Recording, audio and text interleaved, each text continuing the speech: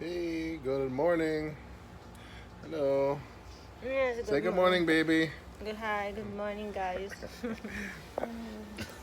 Friday morning, May 24th. It's Mm. 7 o'clock, 7 a.m. Um, Princess is the nanny. She's feeding the baby, getting her ready for the day. Workers are starting to file in, starting to come in. And we just got up, checking our emails, checking my emails and stuff like that for work back at home. And so the schedule. So we got a kind of a tight schedule. Next couple of days, Lynn has to go to Tagbilaran today. She's gonna have Elmar. He's one of my workers. He's the only guy I know that has a driver's license in all of the Philippines. So he does our driving when I have to stay here and take care of some things. So Elmar is gonna drive Lynn to Tagbilaran. She has to go pick up her brother-in-law. Her brother-in-law Sonny, married to Marianne. Yes. He's an Indian immigrant Mm. from India, obviously, and he's been here how many years? How many years? Eight. So Sonny has been here for 8 years, and he speaks fluent Visaya, Mm. fluently. And he has a lot of family here, a lot of his uncles and cousins, Mm. a lot of Indian population here.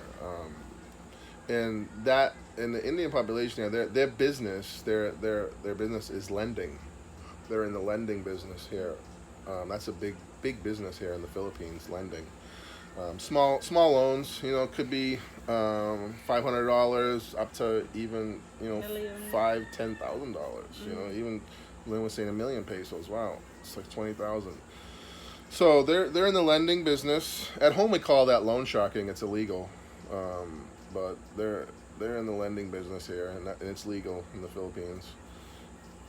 So Sonny was in Buena Vista, which Collect is collecting money. collecting money on his loan.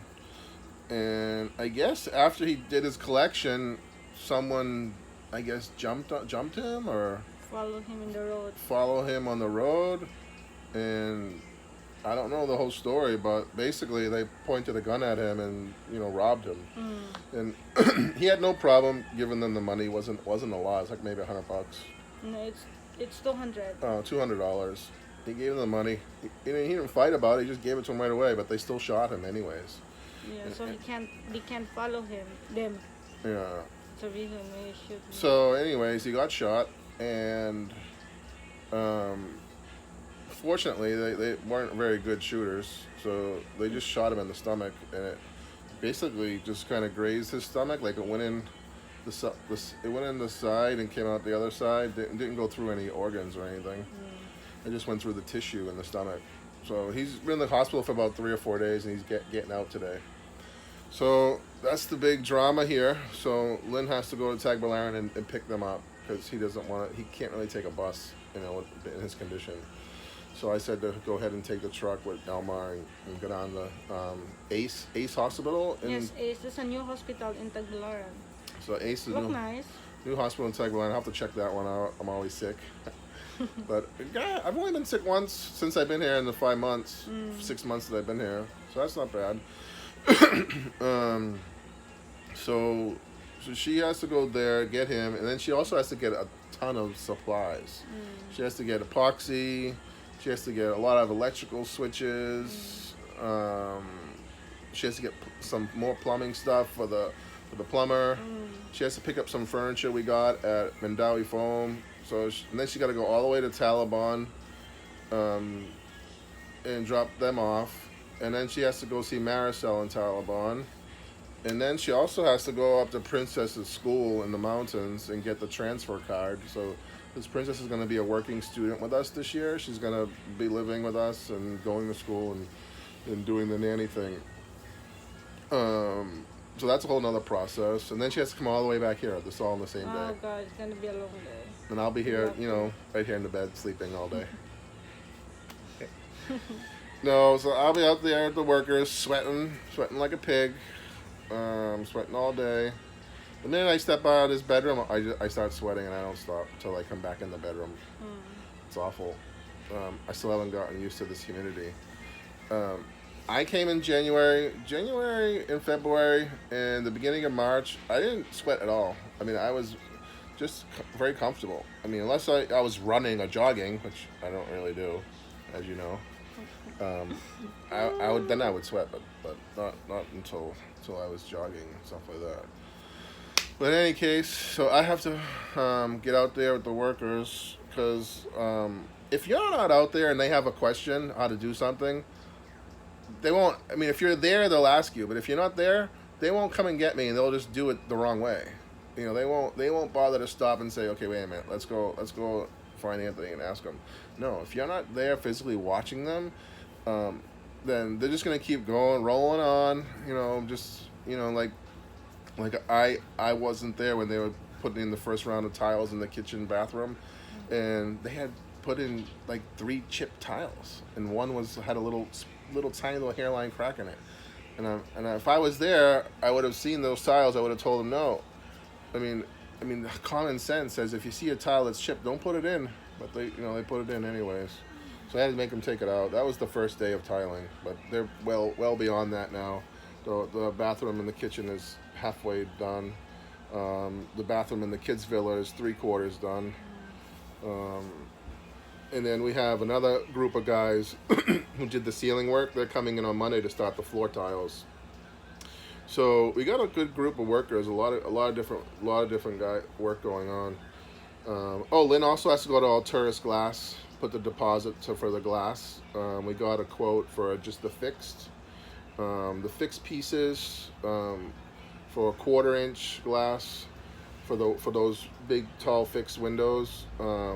Was 22,500, 23,000 pesos Yes, installed. That's with the glass materials and installation. 23,000 pesos for the fixed. I don't know how many fixed there are. Do you remember how many fixed there are? 18. So 18 is 18 fixed windows.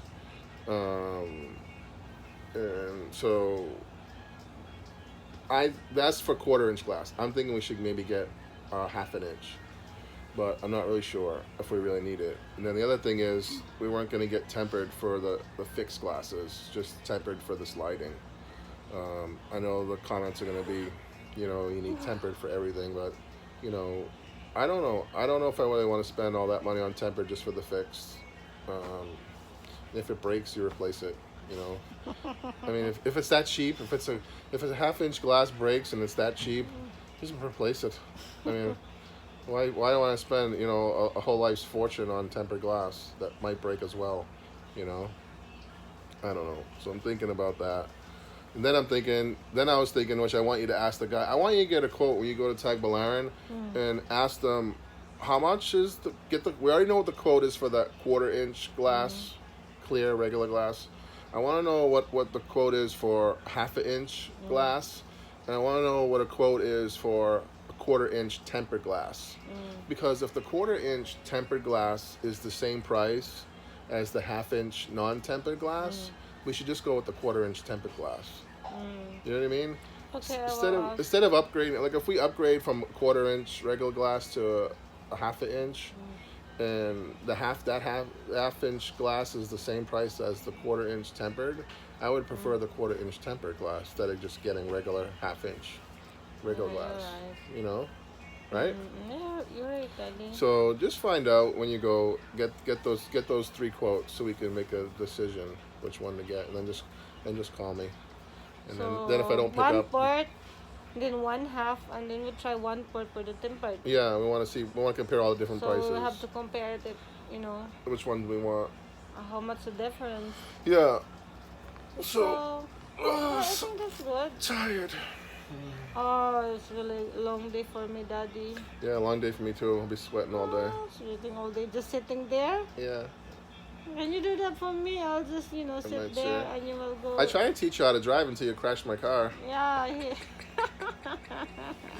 I try to teach you until you ran over a bicycle, a parked bike.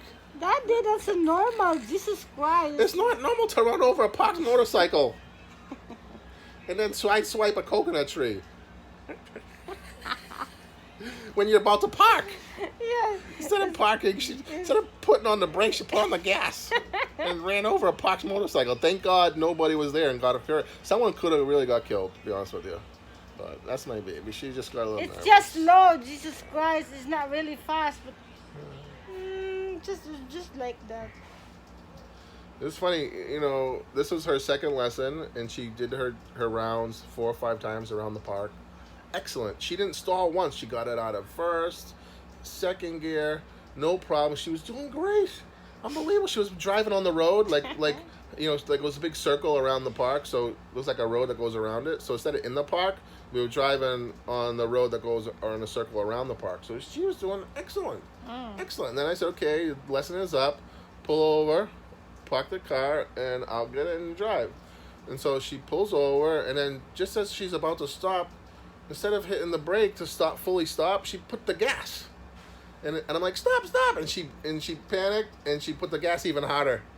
And then, boom, went over the motorcycle, and that was it.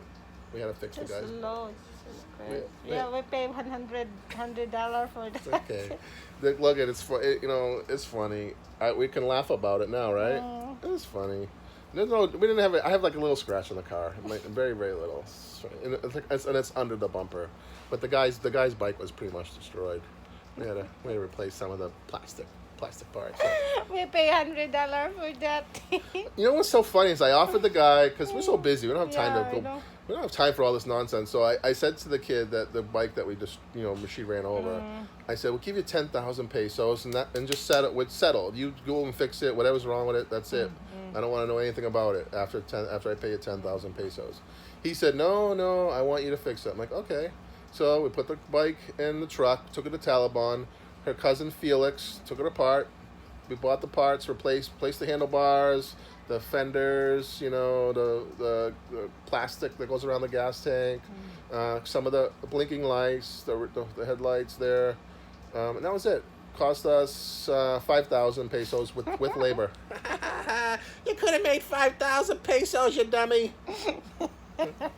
So it only cost us 5,000 pesos when I offered the guy 10,000 just to go away. You know, like just get out of here. He didn't want. He thought he was gonna get like I don't know, like 20,000 peso like repair job or something. I have no idea. But, because everything is expensive in India. That's why. Okay. So anyways, Lynn's very resourceful, guys. You know, she really knows how to wheel and deal. Me, I know nothing about. I'm like, well, what's he want? 10,000? I can give him 10,000. No, he's like, no, I'll give him 10,000. Okay, guys, thank you for watching. See ya. See you.